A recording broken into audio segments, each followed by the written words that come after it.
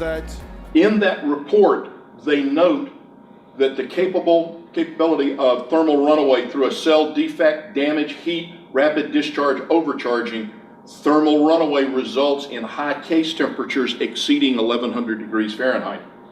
Release of flammable electrolyte, the gel, can generate sufficient heat to cause adjacent cells to go into thermal runaway. Once this process starts, from cell to cell to cell, the heat transfers and this thermal runaway process continues until all the cells are exhausted. It's important to note that the airflow pattern in the airplane can have a significant effect on the behavior of the battery fire, and of even more importance, the smoke penetration.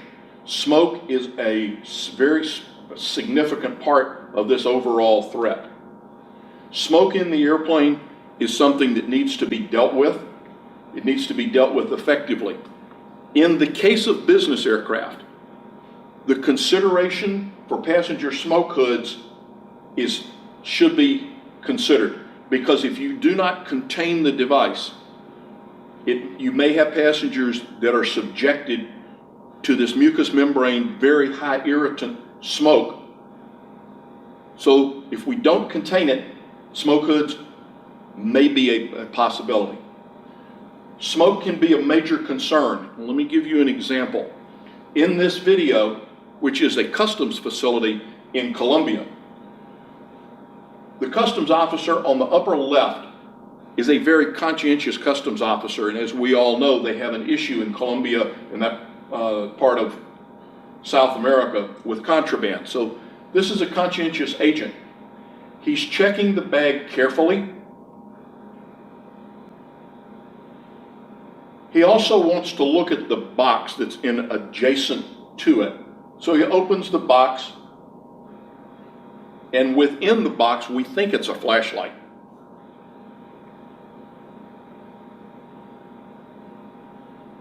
But he looks in that and concludes that it would be a good idea to have a look to see if there's anything within the flashlight. So he forces it open, and in so doing, shorts it. Once shorted, it goes into an instantaneous thermal runaway, and you can see the growing amount of smoke in the room. Now, the FAA in Atlantic City testing has said that they noticed a 50% obscuration within 5 minutes. This video, from the time that he shorts it until you can no longer see the table, is about 35 seconds.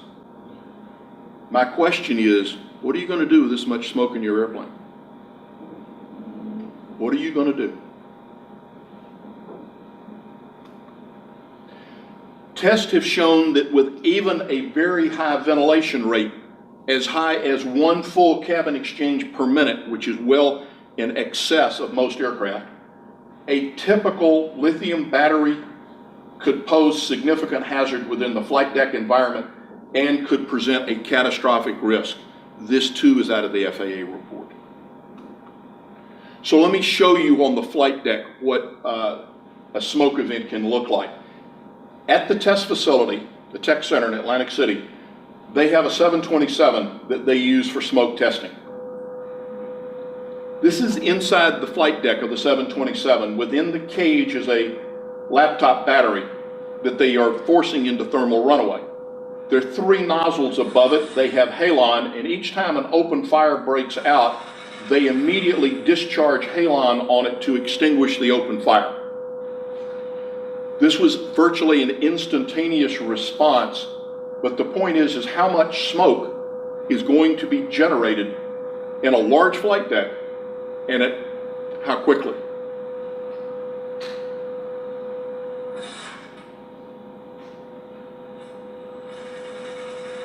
As cell after cell ignites, the quantity of the smoke goes up rapidly.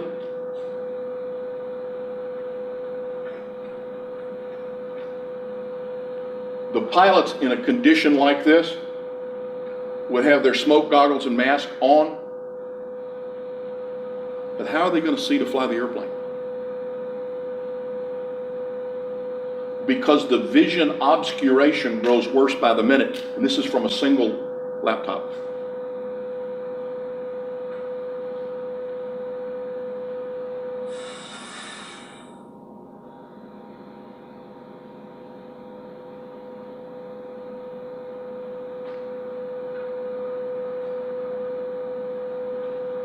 The FAA said 50% obscuration within 5 minutes in some of their tests. This is virtually 100% obscuration in less than a minute. So even with the goggles and mask in place, how are you going to fly the airplane?